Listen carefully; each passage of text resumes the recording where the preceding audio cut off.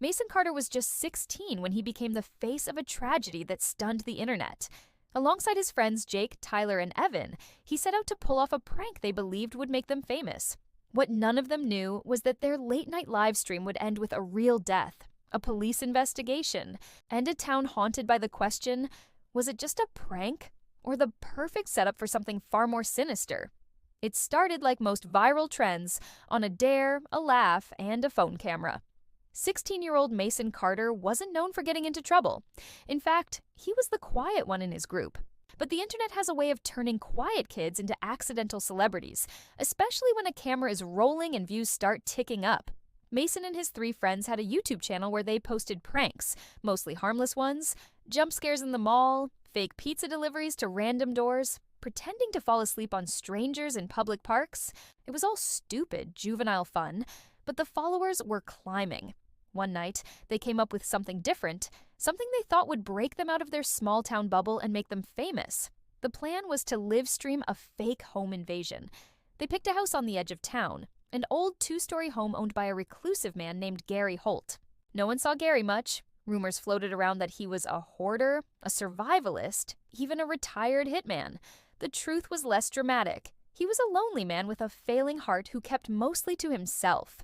But that didn't matter to the boys. To them, Gary's house was perfect, isolated, creepy, and best of all, he never answered his door. They planned it carefully. One friend would stay behind to run the stream, another would act as a lookout, and Mason, because he looked the most innocent, would be the one to break in. He'd knock. When no one answered, he'd enter through the unlocked back door and pretend to steal something just for the camera. They even had fake blood and a ski mask. The night of the stream, over 200 people tuned in. Mason's hands shook as he approached the house. It was just supposed to be for fun. But the porch light was off, the windows were dark, and everything about the house screamed that someone was home. Still, the pressure of the live stream kept him going. They had an audience now. Backing out wasn't an option. He stepped inside. The front door creaked like something out of a horror movie, and the hallway smelled like old wood and medicine. The camera caught everything. His shaky flashlight, his footsteps on the floorboards, the eerie silence. Then came the first surprise. The house wasn't empty. Gary was in the living room, slumped in a chair, staring straight at Mason. At first, Mason thought it was a mannequin. The eyes didn't blink. The mouth hung slightly open. Then he saw the oxygen tank beside the chair and realized the man wasn't moving. Not asleep, not dead. Frozen. Gary had suffered a heart attack just minutes before Mason entered the house. It was bad timing, horrific luck, or something else, something darker. The stream showed Mason standing still, whispering to his friends through the mic. He didn't know what to do. Then, in a panic, he reached for the man's wallet to make it look real. That's when Gary's body slumped forward. The noise startled Mason, and in one clumsy move, he dropped the wallet, tripped over a rug, and hit his head against the fireplace. For 3 minutes, the camera streamed nothing but the ceiling, the sounds of labored breathing, and a faint, steady beep from the oxygen machine. The viewers thought it was part of the show. It wasn't until the police were called, by a horrified subscriber in another state, that anyone realized what had happened. Mason was found unconscious. Gary was dead.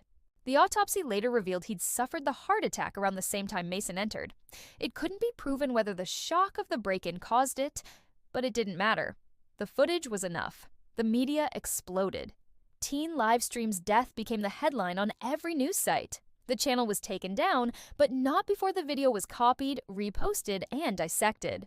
Mason was charged with trespassing, unlawful filming, and manslaughter. Though the court ruled Gary's death as natural, the judge said the circumstances created a moral failure of judgment too severe to ignore. Mason was sentenced to a juvenile facility. His friends received probation. But what haunted people most wasn't the prank or the death.